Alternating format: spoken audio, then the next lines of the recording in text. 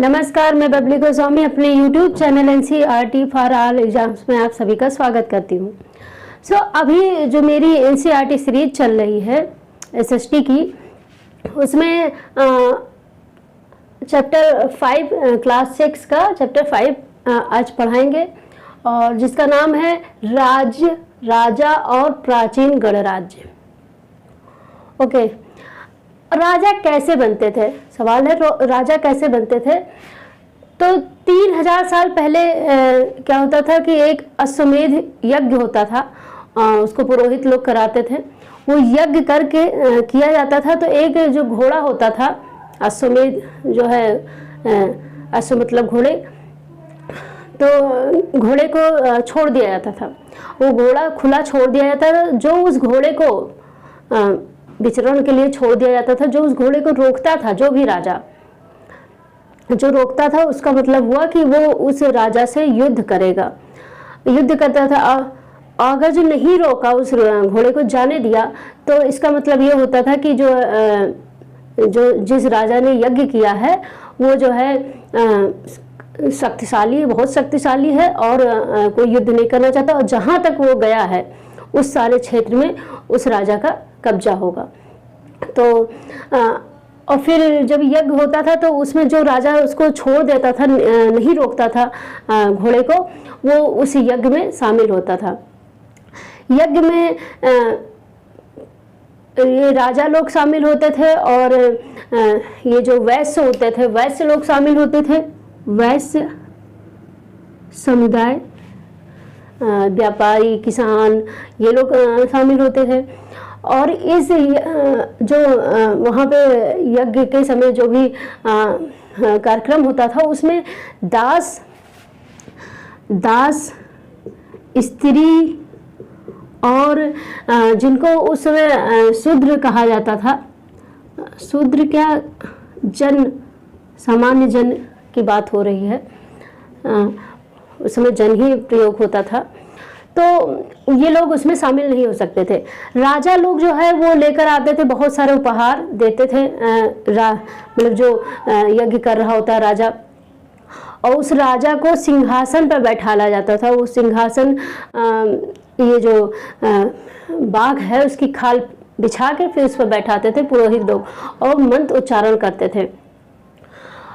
और ये जो वैश्य लोग हैं, यानी व्यापारी, ये लोग बहुत सारा उपहार लेकर आते थे राजा के लिए, और जो शूद्र थे उनको इस कार्यक्रम में आना जो है वो मनाही थी, यह वर्जित थी। ये दास, स्त्री, शूद्र, ये लोग वर्जित थे। अब अगला टॉपिक है वर्ण व्यवस्था।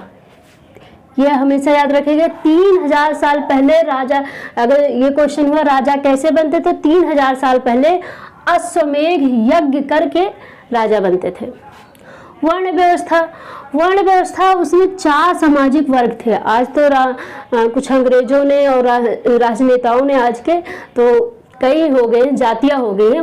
वैसे वर्ण था, वर्ण अलग होता है और जाति अलग होती है, क्योंकि जातियां बहुत है और वर्ण तो 4 ही निर्धारित की गई है। और ये जो है वर्ण जो है पुरोहितों ने निर्धारित की है। पुरोहित मतलब ब्राह्मण मतलब पुरोहित, जो राजा के यहाँ कर्मकांड और ये सब काम करते थे वो पुरोहित कहलाते हैं। ब्राह्मण और सबका काम भी निर्धारित कर दिया। कैसे? ब्राह्मण का काम है वेदों का अध्ययन, अध्यापन और यज्ञ करना। वेदों का अध्ययन करे, अध्यापन करे, उसको पढ़ाए और यज्ञ करे, यानी कर्मकांड करे। क्षत्रिय का क्या काम था? लोगों की रक्षा करना व युद्ध करना, यानी अगर जो जरूरत पड़ गया, कोई आक्रमण कर रहा है उसके राज्य में, तो उसका काम था कि लोगों की रक्षा करने के लिए युद्ध करो। वैश्य का क्या काम था? कि खेती, पशुपालन व व्यापार करना, ये सारा काम था। शूद्र का क्या काम था? जो जन शब्द का भी इस्तेमाल हुआ है कई जगह, जन, इससे पहले जन शब्द का इस्तेमाल किया गया है, उसके बाद शूद्र आ गया। शूद्र मतलब सबसे नीचे तबका। अन्य तीनों वर्गों की सेवा अर्थात नौकरी करना, अन्य तीनों वर्गों की सेवा या उनके यहाँ नौकरी करना, ये काम निर्धारित किया गया था।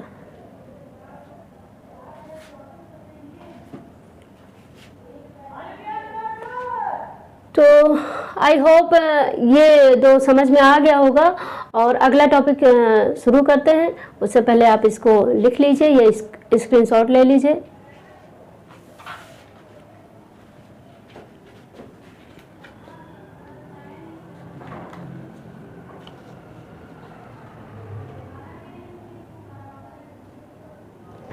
नेक्स्ट टॉपिक शुरू करने से पहले जनपद नेक्स्ट टॉपिक है, एक बार फिर से बता देते हैं इसको। राजा कैसे बनते थे? राजा 3000 साल पहले राजा बनने की जो प्रक्रिया थी वो थी, कोई भी राजा जो अपने आप को राजा बनाना चाहता था या राजा मानता था, वो पुरोहित के साथ मिलकर, जिसमें वो पराक्रम रहता था युद्ध को लेकर, तो वही बनता था। तो वो एक अश्वमेध यज्ञ आयोजित करता था, अश्वमेध यज्ञ। और उस यज्ञ को आयोजित करने पर एक घोड़े को खुला विचरण के लिए छोड़ दिया जाता था। उस घोड़े को जो भी रोकता था, जो भी राजा रोकता था, वो उस राजा के साथ युद्ध करना पड़ता था। अगर जो उसको नहीं रोका, उस घोड़े को नहीं रोका, तो इसका ये समझा जाता था कि कोई भी युद्ध नहीं करना चाहता है और वो जो यज्ञ करा रहा राजा वो सबसे शक्तिशाली राजा है। फिर जब यज्ञ में जो भी उसको छोड़ देता था, सारे राजा इनवाइटेड होते थे, उस समय आते थे, इनवाइट किए जाते थे और बहुत सारा उपहार उस राजा के लिए लेकर आते थे। उपहार पहले तो समझ लो कर उपहार के रूप में था, तो उपहार लेकर आते थे। फिर इसके बाद में और साथ में वैश्य जो व्यापारी होते थे, जिनको व्यापार का काम सौंपा गया था, जब आगे पढ़ेंगे किसको क्या क्या, किस वर्ण को क्या क्या काम सौंपा गया था, तो वो लाते थे, बहुत सारा उपहार लेकर आते थे। और जो दास, स्त्री और शूद्र, ये होते थे तीन। ये शूद्र को जन का, इससे पहले इस टॉपिक से पहले जो है जन शब्द का इस्तेमाल हुआ है, और फिर यानी सामान्य जन, और फिर इसके बाद यानी जो ना व्यापार करते हैं, ना खेती करते हैं, ना पशुपालन करते हैं, कुछ नहीं करते, वो सारे जन में या शूद्र में आए। ये लोग इस कार्यक्रम में शामिल नहीं हो सकते थे। अब राजा की मर्जी, जिसको चाहे उसको बुलाए, ठीक है। वर्ण व्यवस्था, कैरेक्टर सिस्टम, उस समय 4 सामाजिक वर्ग थे। आज जो अंग्रेजों ने, फिर राजनेताओं ने बहुत सारे बना दिया, और समाज ने भी बहुत सारे, अगर जो कोई चमड़े का काम करता है तो उसको कुछ जात, कोई साफ सफाई का करता है तो उसका कुछ नाम उसी से जुड़ा रख दिया गया। ये सब होता है। खैर, ब्राह्मण, 4 वर्ण है, ब्राह्मण, क्षत्रिय, वैश्य, शूद्र। मैंने जन लिख दिया क्योंकि जन का इस्तेमाल इससे पहले जो लेसन है, लेसन 4 में वो हुआ है। ब्राह्मण, वेदों का अध्ययन, अध्यापन और यज्ञ करना, सबका काम बटा है। क्षत्रिय, लोगों की रक्षा करना और युद्ध करना, जब कोई भी आक्रमण कर देता था तो उस समय युद्ध क्षत्रिय करते थे। वैश्य, खेती, पशुपालन व व्यापार करना, ये इनका काम था। शूद्र यानी जो सामान्य जन, ये जो इन तीनों में नहीं है, वो सारे अन्य तीनों वर्गों की सेवा अर्थात उनके यहाँ नौकरी करना, ये सारा काम था। मुझे पूरी उम्मीद है कि आपको समझ में आ गया होगा। और नेक्स्ट टॉपिक जनपद वो शुरू करते हैं।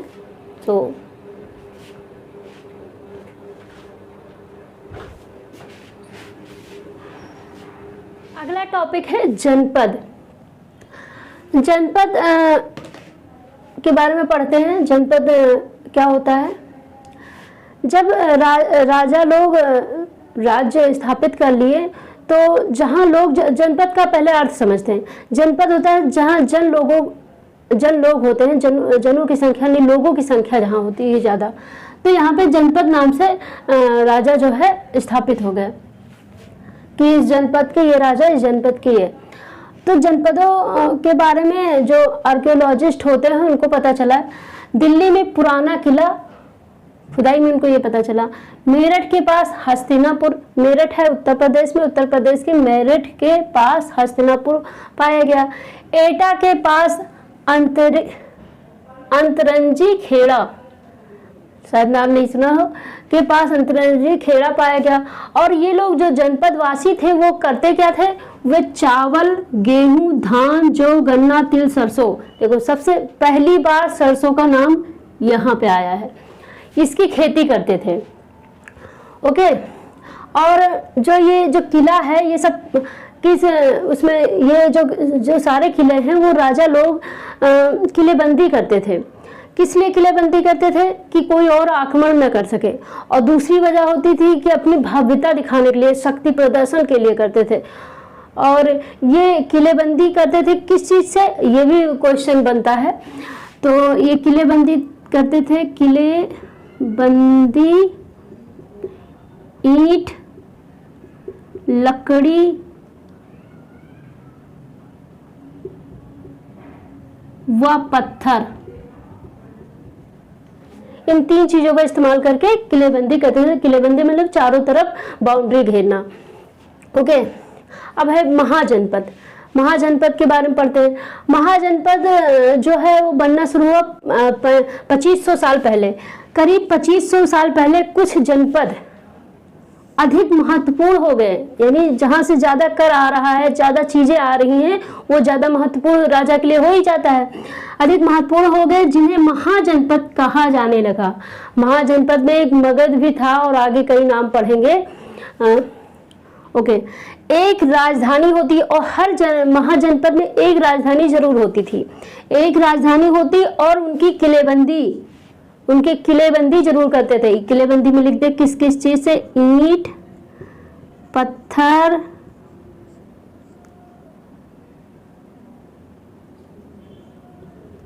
व लकड़ी। उस समय की लकड़ियां भी बहुत मजबूत थी, बांस का इस्तेमाल करो बहुत मजबूत होता है। अब सेना रखने लगे थे। अब जब महाजनपद बन गया, शक्ति प्रदर्शन पूरा हो गया, तो जब बहुत कुछ हो जाता है तो अब उसको खर्च कहाँ से करेगा, कुछ और तो होना चाहिए ना काम।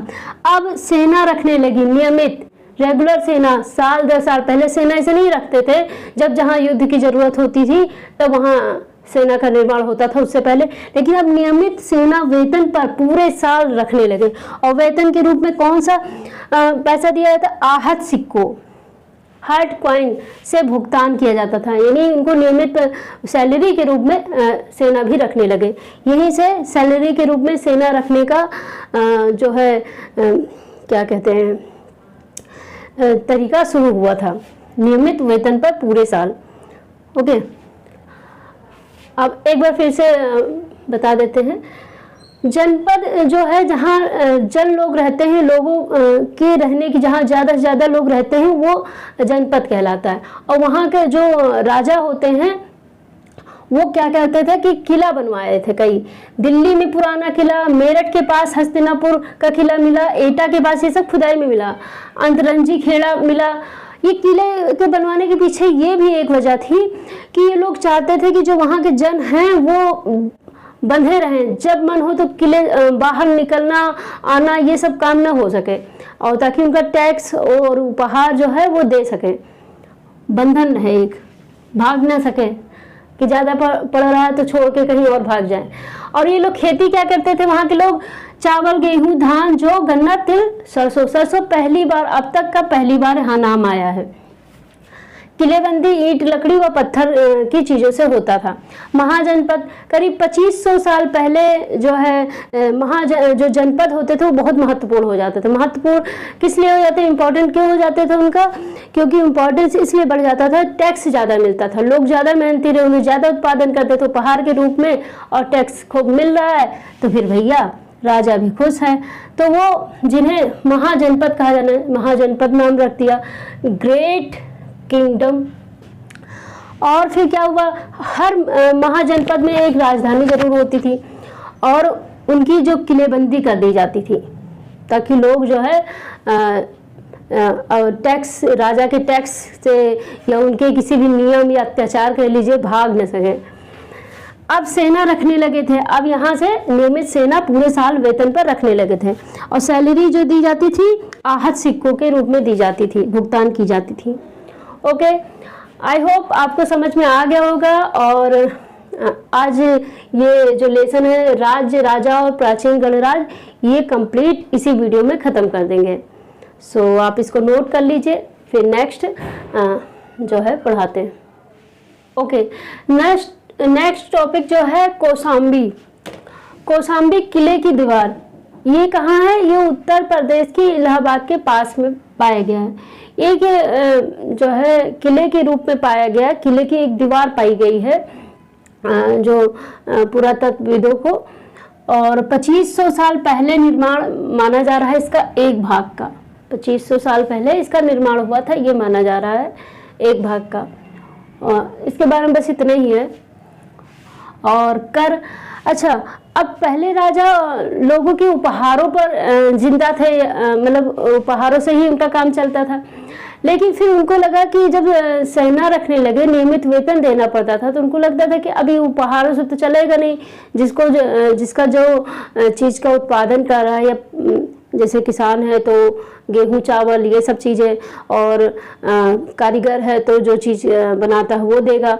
तो उनको लगा अब इससे काम तो चलेगा नहीं। सिक्के चला ही दिए थे, आहत सिक्के। तो फिर उन्होंने कहा कि अब टैक्स के रूप में लेंगे, अब ऐसे नहीं चलेगा। अब उपहारों से निर्भरता छोड़ जो राजा थे नियमित रूप से कर वसूलने लगे, टैक्स वसूलने लगे। किस पर? फसलों पर, कारीगर पर। अच्छा, फसलों पर आज के समय में जो सरकार है वो फसल पर किसानों से टैक्स नहीं लेती है, और जो मिडिल क्लास है और जो किसान नहीं करते किसानी और सब में है, उनसे खूब सारा टैक्स लिया जाता है, हर बात पर टैक्स। पशुपालकों को जानवरों व उनके उत्पाद पर, पशुपालकों जो पशु पालते थे, जानवर जितनी संख्या जानवर की रखते थे उस हिसाब से उनको टैक्स देना पड़ता था, और उनके उत्पाद पर भी लगता था। जितना मान लीजिए जैसे दूध, गाय ने दूध दिया तो दूध जितने लीटर का दिया उस हिसाब से फिर टैक्स लगता था।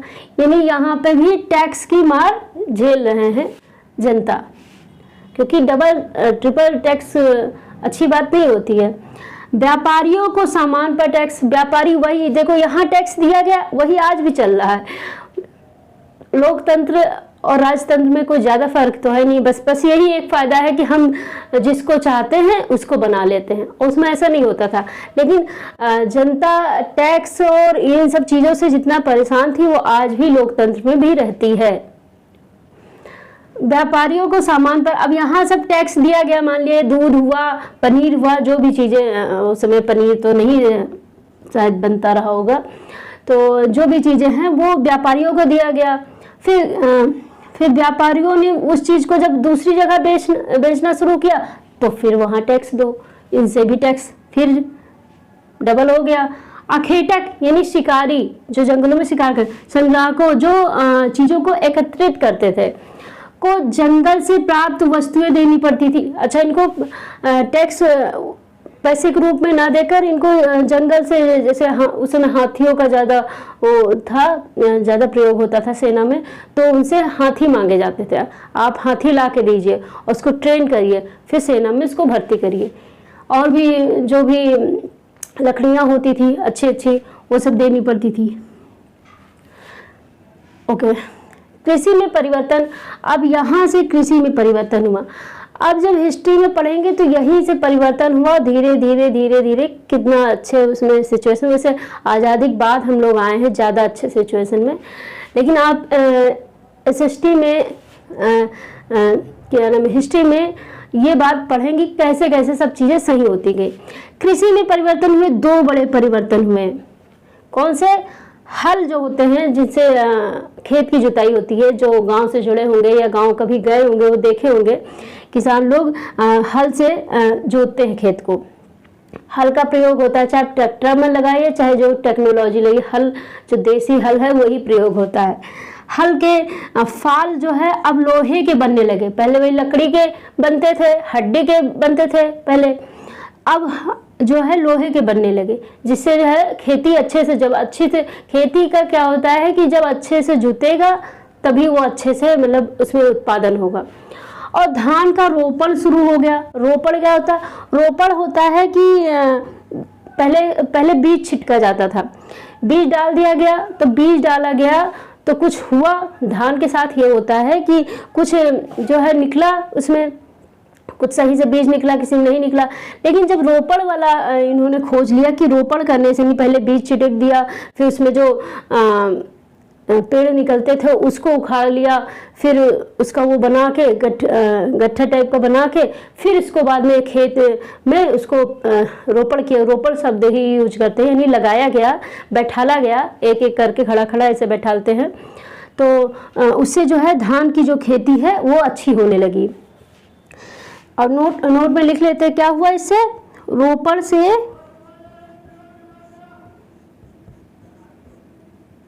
जो पौधे थे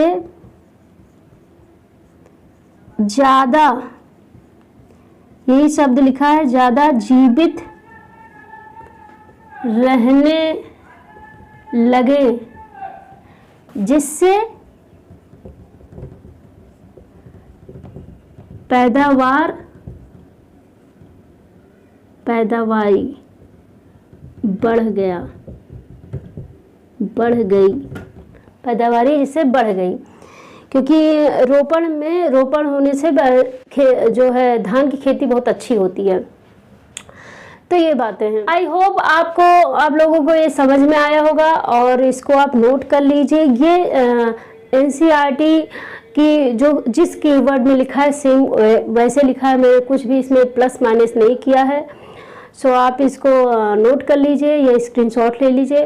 और इस वीडियो को तो आज ही ख़त्म करेंगे, इसलिए अगला टॉपिक जो मगध और वज्जी है वो पढ़ाएंगे। सो नोट करिए।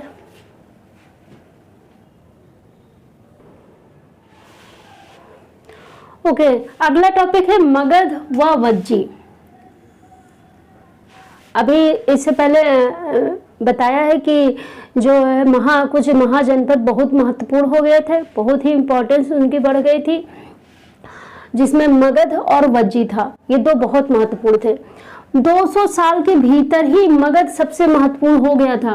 क्यों? क्योंकि वहां से गंगा व सोन नदियां मगध से बहती थी। अच्छा, मगध इस समय कहाँ है? बिहार। मगध का इलाका बिहार कहलाता है इस समय। ओके, और फिर इससे क्या हुआ, जब गंगा वो सोन नदी बह रही वहां से, तो इससे क्या हुआ, यातायात आसान हुआ, जल वितरण, जल की प्रॉब्लम नहीं हो रही थी, और जमीन उपजाऊ, जहां से नदियां निकलती हैं वहां जमीन उपजाऊ रहती है, और जंगलों की भरमार। जब जमीन उपजाऊ है तो जंगल भी अच्छे से उगते हैं, जंगल होते हैं।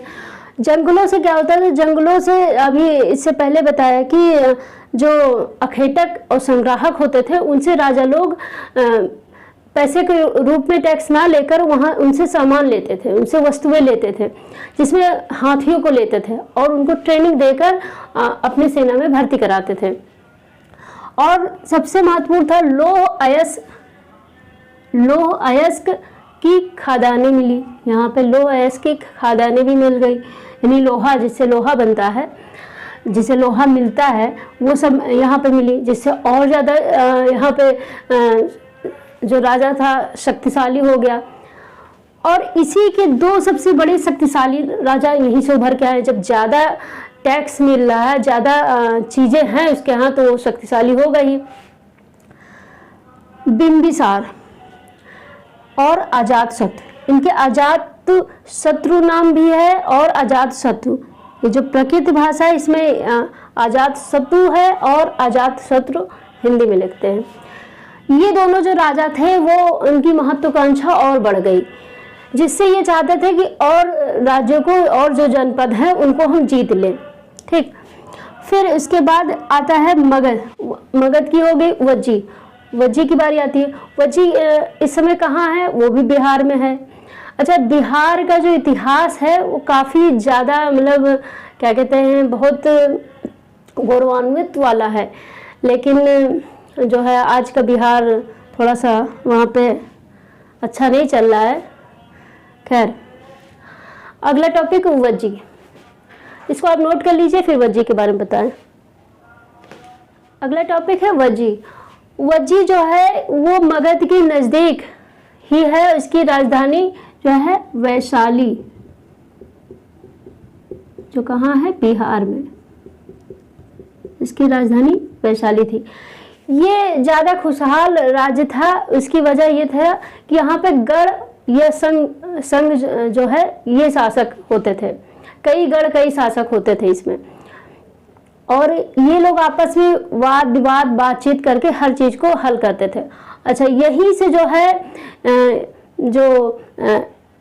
ये महावीर जी हैं और महात्मा बुद्ध हैं, वो यही राज्य से निकले थे, यहीं से आए थे। और तीसरा ये है कि बस यहाँ भी वही चीज था, स्त्री दास कर्मकार, ये लोग यहाँ पे इस सभाओं में भाग नहीं ले सकते थे। इसमें भी ऐसा ही था। और ये कब तक चला? 1500 साल पहले तक चला। शायद अगर इनको भी अपने वाद विवाद और उसमें कार्यक्रमों में भाग लेने को देखने को मिलता तो और आगे तक चलता। 1500 साल पहले तक चला, जब तक कि गुप्त शासकों ने इन गढ़ों पर आक्रमण नहीं कर दिया। आक्रमण करके गुप्त शासकों ने इस पर कब्जा कर लिया। अच्छा, अब ये लेसन समाप्त हो गया। महत्वपूर्ण तिथियां एनसीईआरटी में लिखी है सेम वैसे ही, क्योंकि इससे रिवाइज भी हो जाता है। नए शासक कब से बने? 3000 साल पहले। कैसे? अश्वमेध यज्ञ के द्वारा। महाजनपद 3000 साल पहले। 3000 साल पहले महाजनपद का निर्माण हो गया। जो जनपद बहुत ज़्यादा महत्वपूर्ण हो जाता था वो महाजनपद कहलाता था। सिकंदर का आक्रमण, अभी आपने सिकंदर के बारे में नहीं पढ़ा है जो लेसन पढ़ाए हैं, लेकिन इसमें लिखा भी नहीं है, बस महत्वपूर्ण तिथियों का जो लास्ट में पेश होता है और वहीं पे लिखा है, इसलिए यही बताते। 2300 साल पहले।